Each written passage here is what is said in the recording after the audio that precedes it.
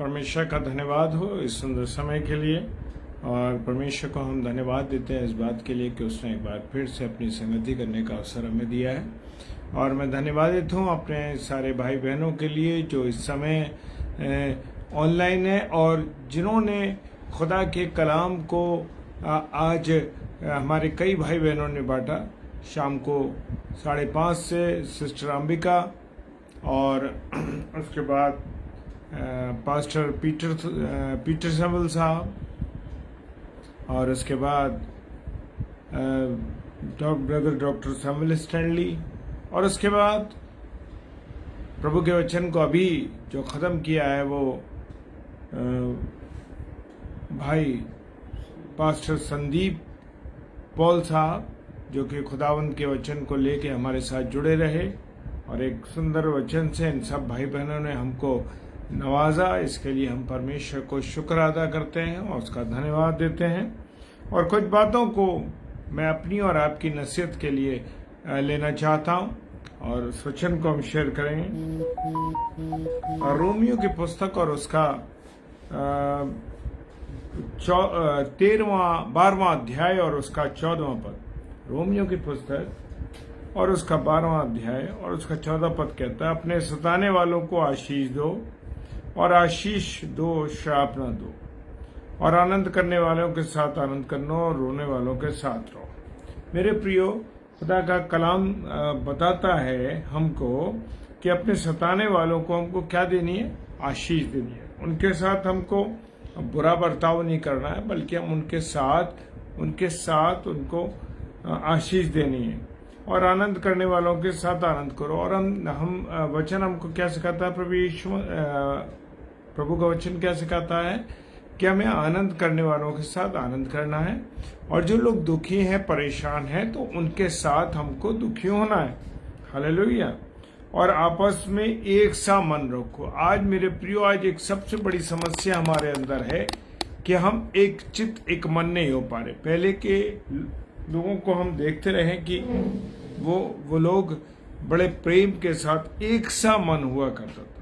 जैसे प्रेरितों का वचन बताता है कि सब एक साथ मिलकर के खाया पिया करते, एक ही साथ अपना सब कुछ रखते थे। लेकिन आज कमी है, तो मेरे प्रियो ये कमी है कि आपस में लोग एक चित्त नहीं है, एक मन नहीं है।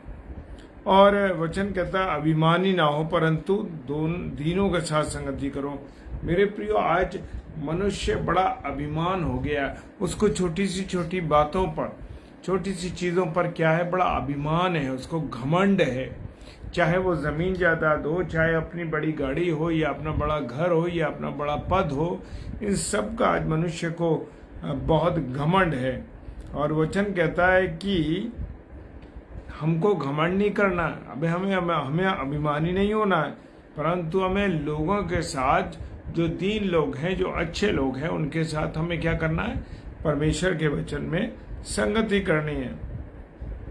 और ये मत सोचिए, मुझे और आपको भी ये नहीं सोचना है कि मैं और आप ये कहें कि अरे हमसे ज्यादा बुद्धिमान तो कोई नहीं है। और आज जितने भी लोग हैं, आज लोगों को की ये सोच बन चुकी है कि वो ये कहते हैं कि हम जो सोच रहे हैं या हम जो कर रहे हैं वो हम बुद्धिमानी के साथ करें। अपने आप को बड़ा बुद्धिमान समझते हैं और इस बात का उनको बड़ा घमंड होता है कि अरे मुझसे ज्यादा कोई समझदार नहीं है। मैं तो कानून की बातें जानता हूँ, मैं तमाम ऐसी बातें जानता हूँ, सांसारिक बातों को जानता हूँ। खुदा का वचन कहता है कि तुम अपनी नजर में बुद्धिमान नहीं हो, आपको नम्र बनना है, मुझे नम्र बनना है। Praise the Lord. और कहता है बदले, 17वां पद कहता है, बुराई के बदले किसी से बुराई ना करो, जो बातें सब लोगों के निकट भली हो उसकी चिंता किया करो। हमें मेरे प्रियो, हमें वो भलाई की बातें करनी है। और लिखा है कि सब लोगों के निकट भली हैं। जो बातें सब लोगों के लिए भलाई रखती हैं, उन बातों को मुझे और आपको करना है। और लिखा है, और उनकी चिंता करो। जो भलाई की बातें हैं उनके लिए मुझे और आपको क्या करना है? चिंता करना है। जहां तक हो सके तुम भरसक सब मनुष्यों के साथ मेल मिलाप रखो। मेरे प्रियो, खुदा का वचन कहता है कि जितना भर सको, जितना अधिक से अधिक हो, आप लोगों के साथ क्या रखो? मेल मिलाप रखो। लेकिन आज मनुष्य मेल मिलाप रखने की तैयार ही नहीं है। घर में दो भाई हैं तो वो भी मेल मिलाप नहीं रख पा रहे, दो बहनें हैं या भाई बहन हैं वो भी मिलाप नहीं रख पा रहे। क्यों? कारण ये है मेरे प्रियो कि सबको अपना स्वार्थ पूरा करना है, सबको अपनी वो चीजें पूरी करनी है जो उनके लिए फायदेमंद है या उनके परिवार के लिए फायदेमंद है। और 19वां पद कहता है 12 अध्याय का कि तुम हे प्रियो बदला ना लेना। क्या कहा है? हे प्रियो बदला ना लेना, परंतु परमेश्वर के क्रोध को अवसर दो, क्योंकि लिखा है कि बदला लेना मेरा काम है। प्रभु कहता है मैं ही बदला लूंगा।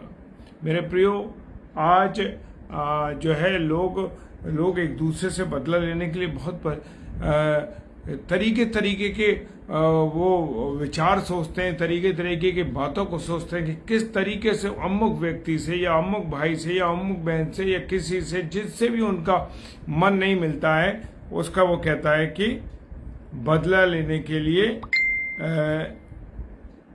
अवसर ढूंढते रहते हैं। लेकिन वह वचन कहता है कि परमेश्वर के क्रोध को अवसर दो। परमेश्वर कहता है तुम शांत रहोगे तभी मैं बोलूंगा।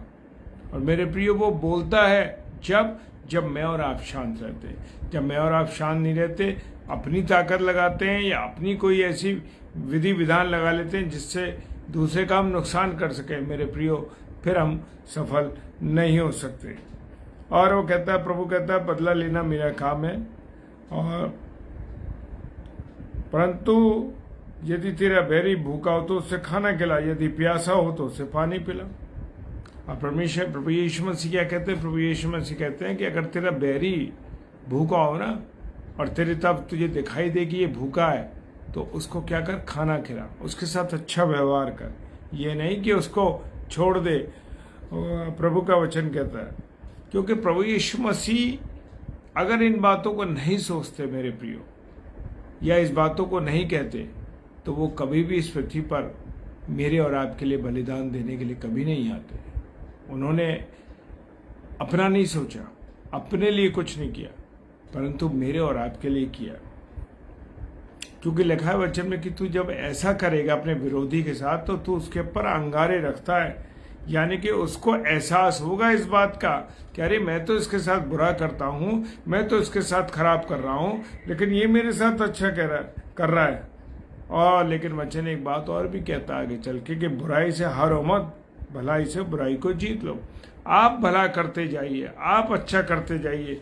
जो दुष्ट है या जो गलत व्यक्ति है वो तो नहीं मानेगा, वो तो करेगा, अपनी हरकतें दिखाएगा, क्योंकि शैतान उसको इस्तेमाल कर रहा है पूरी रीति से। तो मुझे और आपको क्या करना? भलाई करनी है। और लिखा है 13वें अध्याय के 8 पद में, एक दूसरे के प्रति मेरा और आपका क्या कर्तव्य है। आज दुनिया में बहुत कुछ चीजें चल रही हैं मेरे प्रियो। वो कहता है कि आपस में प्रेम को छोड़कर किसी बात के कर्जदार ना हो, किसी बात में किसी के कर्जदार ना हो। मुझे और आपको कर्जदार किसका होना है? सिर्फ प्रेम का, क्योंकि प्रभु यीशु मसीह ने हमेशा प्रेम की शिक्षा मुझे और आपको दी है। क्योंकि जो दूसरों से प्रेम रखता है उसने व्यवस्था पूरी किया। वचन कहता है कि जो दूसरों से प्रेम रखते हैं व्यवस्था को वो पूरी करते हैं। 9वां पद कहता है, क्योंकि ये लिखा है व्यभिचार न करना, हत्या न करना, चोरी न करना, लालच न करना, और इन छोड़ और की कोई भी आज्ञा हो सबका सारांश इसमें छिपा हुआ है। वो आगे चीज हम सीखेंगे। वो कहता है व्यभिचार मत करना, हत्या मत करना।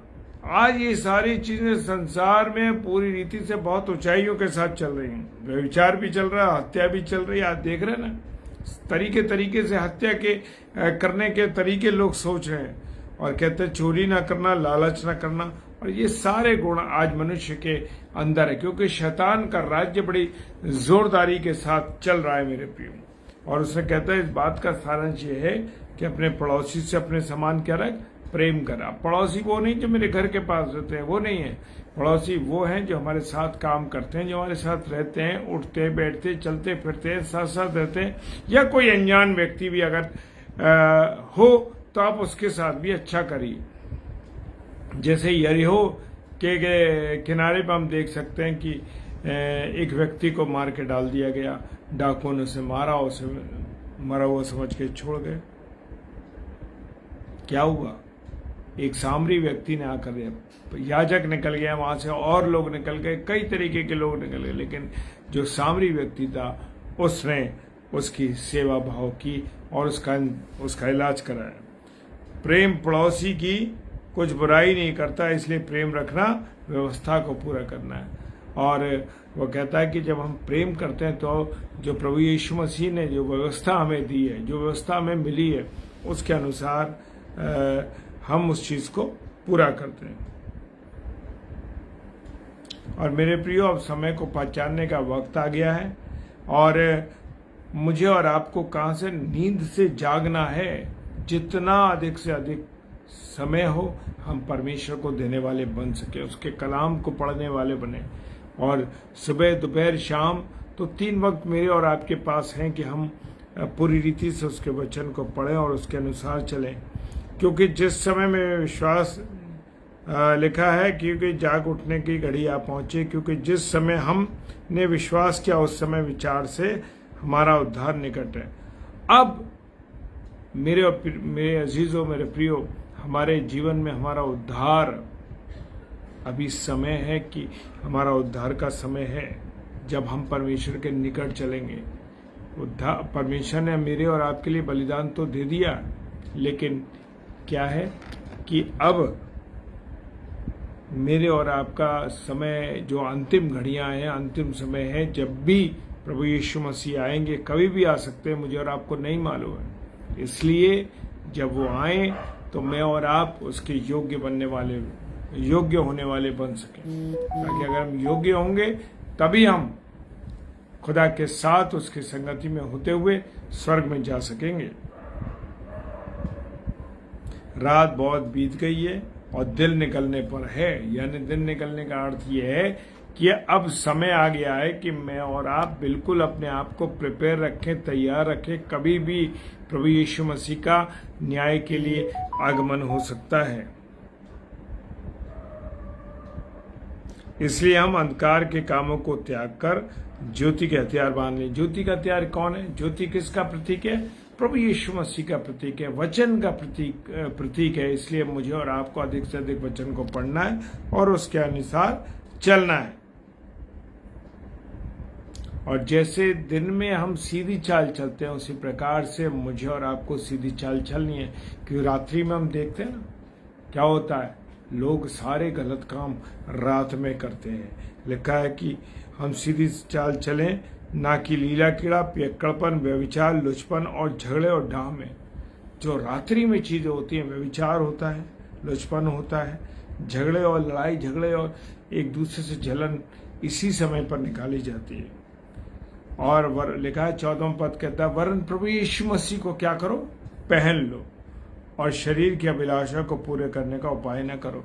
अब हमें क्या करना है कि प्रभु यीशु मसीह को पहनना है, प्रभु यीशु मसीह के अनुसार चलना है और अपने मन की, अपने विचारों की इच्छा को पूरी मुझे और आपको नहीं करना है।